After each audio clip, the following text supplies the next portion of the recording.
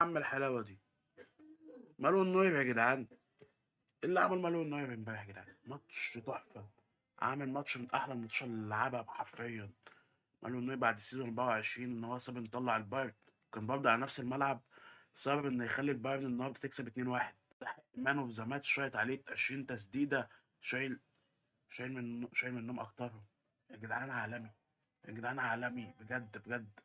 مالون نوير يرجع يقول لك انا برضه من افضل حراس العالم، سواء حاليا او حتى بعد ما يعتزل. بس ده خلى فيني يا جدع، انا عايزك بص عشان تعرف العقليه.